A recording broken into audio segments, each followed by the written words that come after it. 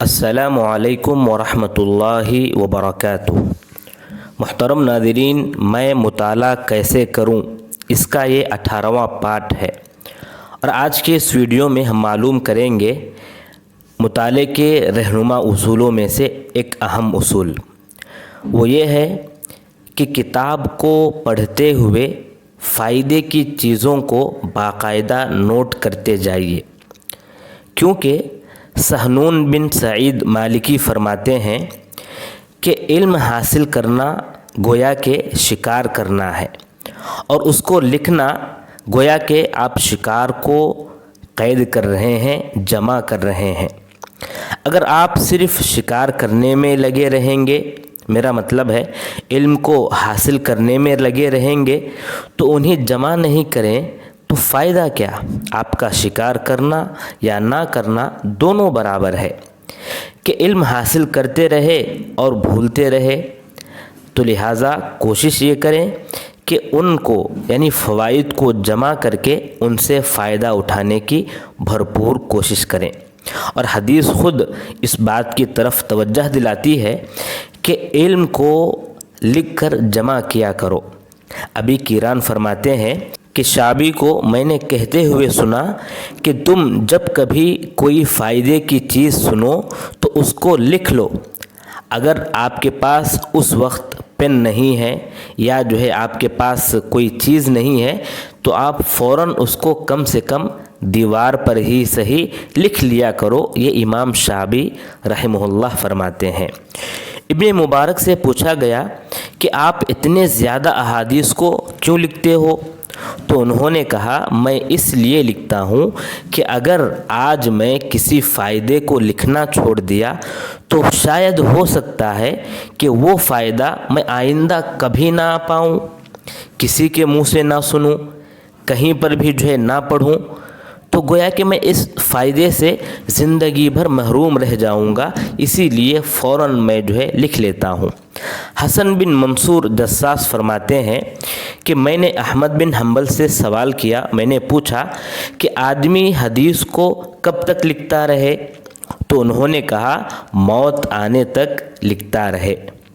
قاضی معافی بن زکریا فرماتے ہیں کہ مجھے ایک مرتبہ ایک چیز میں شک ہو رہا تھا، الفاظ خلط ملط ہو رہے تھے، تبھی میری لکھی چیزوں کو دہرانا شروع کیا اور صفحات کو پلٹاتا رہا، تو میں نے وہ مشکوک چیز، اس کے صحیح الفاظ میری اپنی کاپی میں پائے جو میں نے کبھی پڑھے تھے اور اس کو نوٹ کیے تھے۔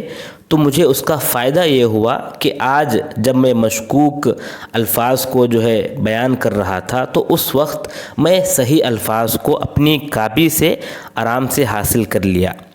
اسی طرح وہی فرماتے ہیں کہ میں نے کسی سے سنا کہ ابو جعفر طبری رحمہ اللہ کے موت سے پہلے ایک چیز انہیں بتائی گئی، یعنی فائدے کی چیز یا علم کی کوئی بات، کوئی نقطہ انہیں ان کے سامنے پیش کیا گیا، تو انہوں نے فوراً قلم کاپی منگوائے اور اس کو نوٹ کیا۔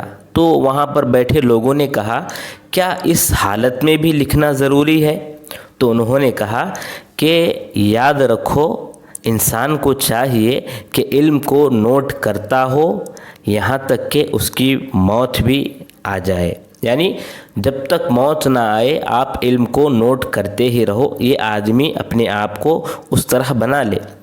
بدیع الزمان حمزانی فرماتے ہیں کہ میں نے علم کو اس طرح پایا کہ وہ اگر کوئی آدمی اس کو باقی رکھنا چاہتا ہے تو اس کو گاڑھنا ضروری ہے، اور بہت مشکل سے یہ ہاتھ آتے ہیں اور سینے میں ہی محفوظ ہوتے ہیں۔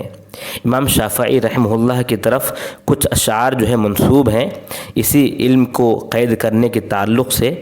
وہ فرماتے ہیں، العلم صید والکتابۃ قیدہ، کہ علم شکار کی طرح ہے اور لکھنا اس کو گویا کہ جمع کرنا ہے، قید کرنا ہے۔ قید صیودک بالحبال الواثقہ، لہٰذا اپنے شکار کو مضبوط رسی سے باندھو۔ فمن الحماقۃ ان تصید غزالۃ، کہ یہ حماقت ہی کہلائے گی کہ تم کسی ہرن کا شکار کرو۔ وَتَفَقَّهَ بَيْنَ الْخَلَائِقِ طَالِقَةً، اور اس کو لوگوں کے درمیان گھومتا ہوا چھوڑ دو۔ لہٰذا اگر کوئی آدمی کسی اہم چیز کو محنت سے کمایا ہے، حاصل کیا ہے، اس کو اگر ایسے ہی لٹا دے تو یہ اس کی بیوقوفی ہوئی۔ تو اس کو چاہیے، چاہے علم ہو یا کوئی اور چیز ہو، اس کو جمع کرے، قید کرے، اور کبھی اگر موقع ملے تو اس قید کی ہوئی چیزوں کو پڑھے گا تو اس کے علم میں اضافہ ہوگا، جو باتیں وہ بھول چکا ہے وہ باتیں تازہ ہو جائیں گی۔ اللہ سے دعا ہے اللہ تبارک و تعالی ہمیں اس اصول کو اپنانے کی توفیق عطا فرمائے، آمین یا رب العالمین۔